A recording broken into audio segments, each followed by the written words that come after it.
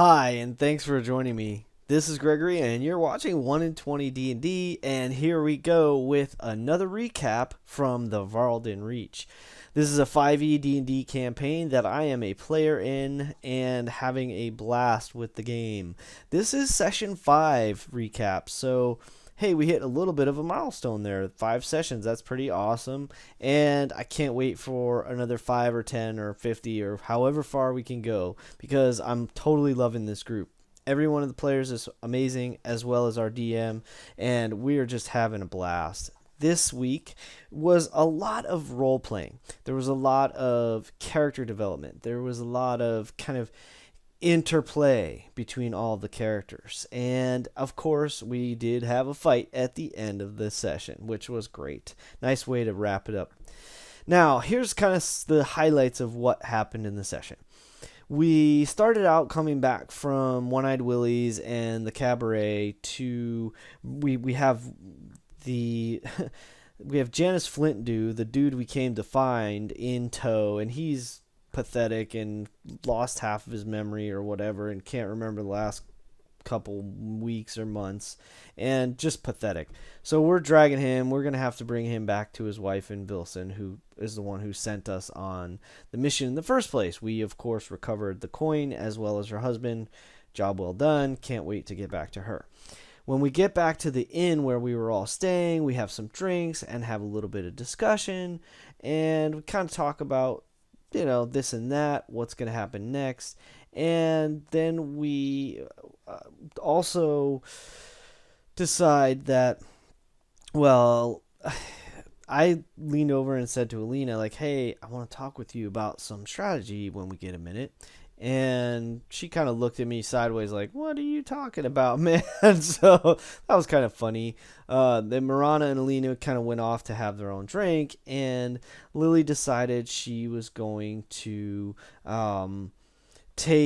she was going to go to the temple. And Jermaine offered to go with her, watch her back, and you never know. So he tagged along, and I also felt like it would be a good opportunity to get to know Lily a little better as in character. So that was kind of fun. She went and made a donation to the temple, coin purse of like 500 gold pieces, and said it was from some ill-gotten gains that she had acquired recently. Now, Jermaine had, I think, a suspicion or has an idea of where that money might have come from. I think he believes she got it from the desk she searched when we were in the cabaret, from the Rakshasa's desk that when we first encountered him. Now, I'm saying as a player Rakshasa because I have an idea of what this creature that we found was. In game, the group is kind of referring to him as this like devil man, tiger devil or something. So Lily and I have a little bit of a moment there outside after she gives this donation to the church. Jermaine says, hey, that was pretty cool, thank you for doing that, thank you for looking out for us, doing that for the group. Well, she kind of said that's not why she was doing it, but he still thinks it was pretty awesome and it really admired her for what she did. They go back to the inn. Meanwhile, Marana and Alina wanted to go up and have a conversation. Marana confronted Alina, basically said, we need to talk. And then checked with Perdita to see if she would keep an eye on Titus and Janice while they went upstairs to have some private time and chat. So Ku, of course, went up with them.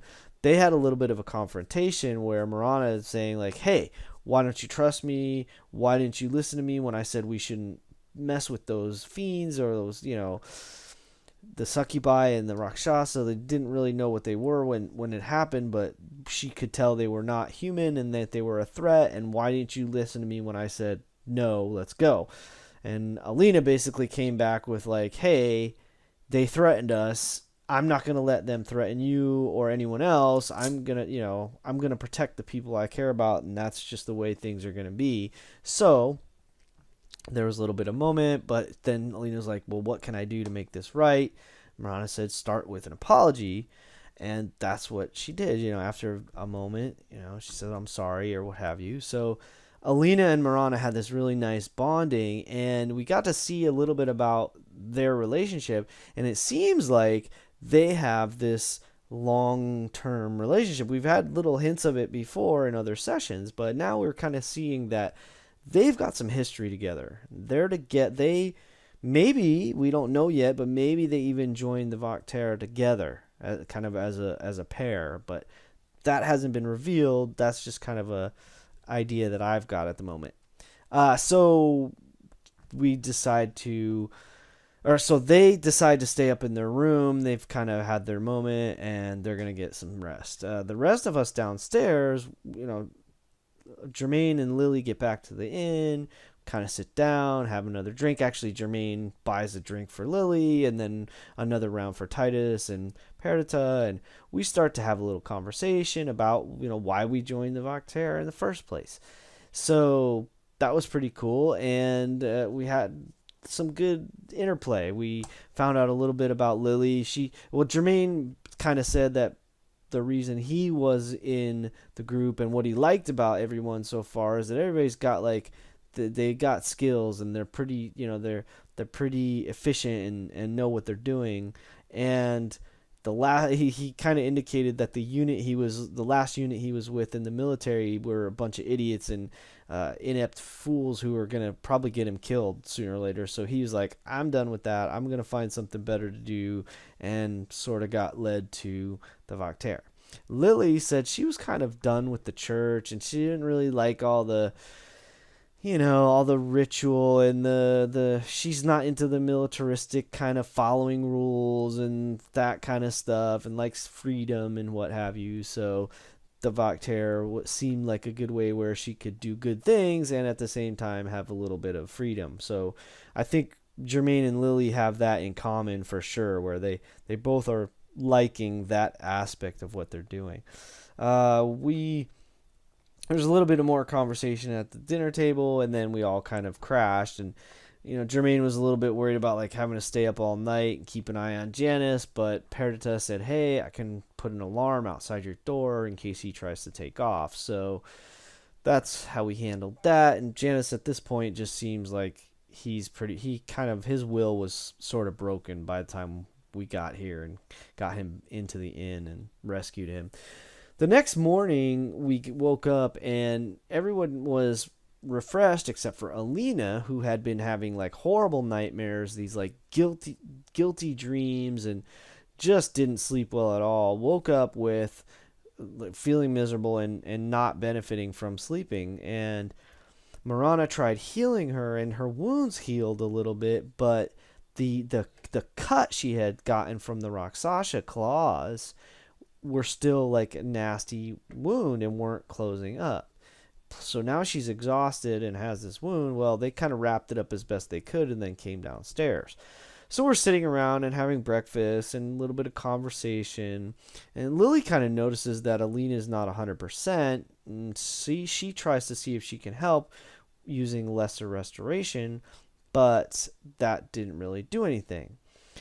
I think that happened after a little later on in the morning, but she did do that. Then while we're kind of sitting at breakfast, we also have a talk, kind of continue the conversation about what's going on. Titus basically said, he was kind of tired of being, somebody said, didn't you get paid better as a mercenary? He's like, I'm in it for the pay. I'm in it for the pay. And he's like, well, wasn't the money better with being a mercenary? He's like, yeah, but sitting in a fort for 6 months at a time is, it's not worth it, or something like that. So that was kind of, a little insight into where he's coming from and why he joined. He's still waiting to see if it's going to pay off. And we found out a lot about Perdita, which was cool.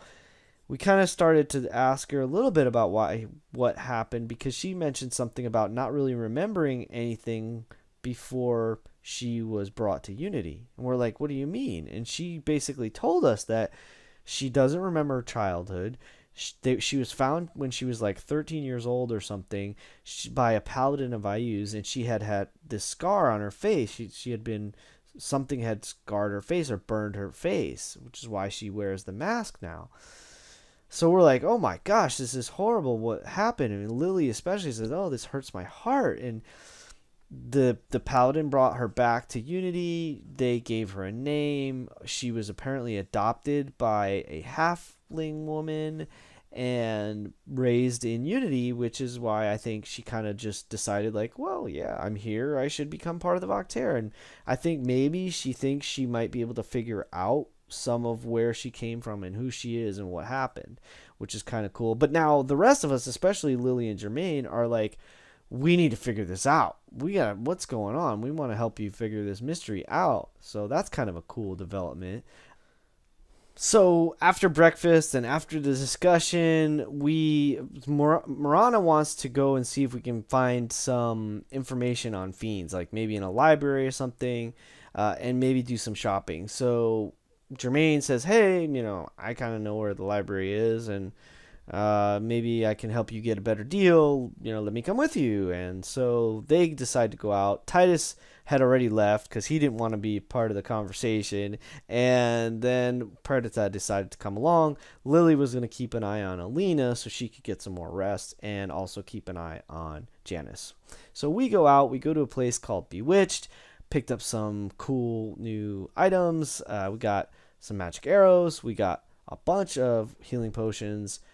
Got some new spiffy armor for Titus. He got some mithril armor plate mail. So now or plate mail or full plate? Gosh, I forget. I think it might have been full plate. So he now has better armor and is stealthy. So that's great. We also picked up, then we went over to Hal's halberds and shields and picked up some silvered weapons. At least Perdita and Jermaine picked up a couple silvered weapons. So then we left the city. So we leave the tavern, the inn, to head to Vilson and bring Janice back. The night before we sent our report into the Vactair, back to Crag, our senior officer, to kind of let him know what's happening. And we hey, we came to investigate this, and by the way, we encountered this crazy thing, don't know what it is, can you guys help us? So the next day, that we kind of, again, Alina didn't get any rest. She's even more exhausted, still not healing. Lily kind of figures out what's going on at the same time that Perdita gets a response from the Vactair that says, hey, we think we know what this is. It's kind of a devil being, and by the way, if anyone gets cut, be careful, because the wound can only be healed through a remove curse or greater restoration. So Lily was like, hey, that's what I thought. She does the greater restoration and heals the wound for Alina. Now, while we were at the camp and before Alina was feeling better, Jermaine approached Alina and is like, hey, I got an idea. Here's a little bit of tactics. I can see you're this cavalier woman, which is very attractive, but it's also very dangerous. And maybe if you want to go sneak off, why don't you come to me and I can use some magic and make you invisible first? And so they kind of had, he kind of said that.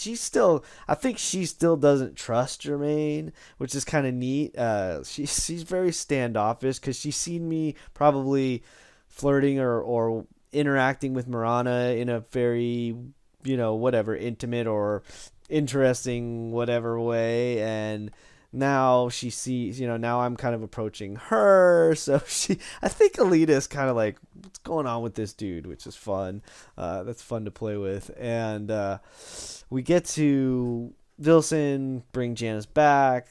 Denya Cade, who had hired us, the mayor of Vilson, had hired us to go find this money and find her husband. She's like, thank you. She's a little pissed off, rightly so, but hey, and gave us, like, out of her own purse, gave us a 250 gold piece reward. And I think Perdita, I'm not 100% sure, but I think it was Perdita decided she was going to, basically we handed it over to Titus, kind of keep him happy for the time being. And then we head off to Orison. like another day or two out from on our way to Orison, or sorry, not Orison, back to Unity, to the Voctera Unity. So when we're on our way back, Marana kind of one night goes off from the group at like a little ways out from the fire. Jermaine's like playing some music, just make everybody feel good or whatever, relax. And Perdita started playing her viol with him, which was kind of cool. So they started doing like a little duet. And then Jermaine decided over the next few days, he started to try to like teach Perdita some simple tunes that they could play together. Well, at the first night when they were playing the music together, and I think actually, yeah, that was the first night they were doing that together. So Marana goes off by herself. Well, Titus kind of follows her. He wants to talk to her. Basically, he approaches her and says, "Hey, that weird wing glowy thing that you do, cool, whatever. I don't care. As long as it doesn't get me killed, it's fine." And he's kind of like confronting her about this, like, don't get me killed and we don't have a problem. And she's at the same time like, like, okay, but I don't even know why it's happening. Do you know what it is? I can't even control it. And she doesn't like that she can't control it, which it's really an issue for her.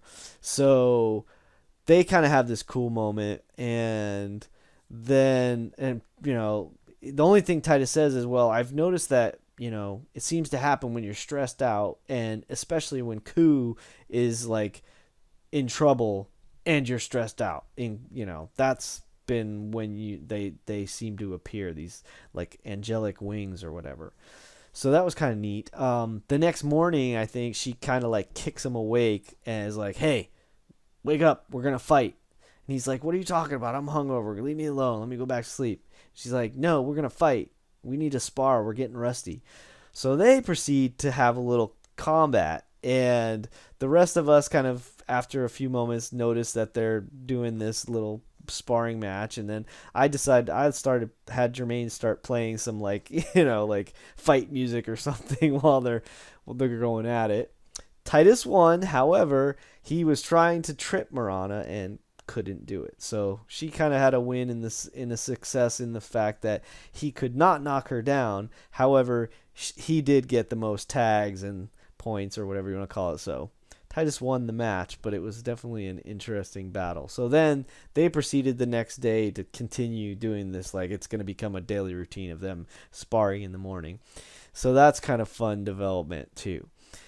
Now, so that's all the social, interesting, fun stuff that seemed to happen.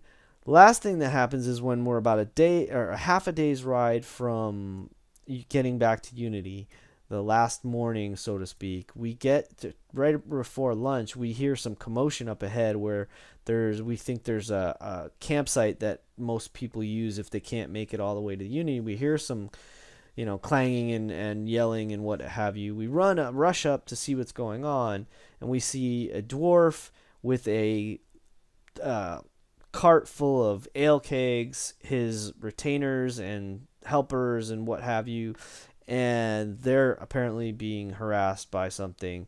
We rush in to see if we can help. Titus says, "Hey, you better make this worth my while. Why should I, tell me what you're going to pay me," basically. So that was funny. And well, we decided to give a hand. There was these four like giant, well, not giant, but these four large wolf hound creatures that were like breathing cold and blinking around, or like teleporting or dimension door or something like that. And so we don't really know what they are. We were able to defeat them. They were pretty tough. They took out most of the guards, but luckily the Flint, we found out the dwarf's name is Flint. He ended up bringing them back to life by healing them. And he seems to be a bard, maybe a cleric. We're not sure, but he calls himself the Beer Baron, which was kind of neat. He offered us some ale from one of his kegs, and we had lunch and kind of discussed things. And then before heading to Unity, Titus decided, Perdita and I kind of inspected or investigated the wolves or whatever they are, the hounds, and couldn't really figure out what they are, but she definitely knows that they're not from the area. They're kind of out of place, so something to look forward or look into. And last but not least, Titus decides, hey, let's skin these animals. You know, maybe they might have some value to the pelts or something. So he goes and tries that. I decide I would help him out, and Miranda decides she'd do the same thing. So we ended up getting 2 pelts, and then we head to Unity because Flint offered if we would, since we're going to the Voctair, and he's going to the Voctair and to Unity, if we would escort him the rest of the way safely, he would give us 500 gold and throw us a party. So we're like, cool, bonus. We like free ale and we like parties, so let's do it. So that is where we left off. We ended up back in Unity, and I am looking forward to talking with Crag, seeing what our next mission is, and of course, before any of that happens, the party. So we'll see how that goes in our next session. I hope you enjoyed this quick recap. I appreciate you stopping by and listening to my silliness. And hey, thanks for the likes. Thanks for comments. They help me out, help me figure out how I can grow this YouTube channel and what you guys might be interested in. And in the meantime, hey, I hope I get to see you at a table someday, and keep rolling 20s. Thanks for watching. Bye.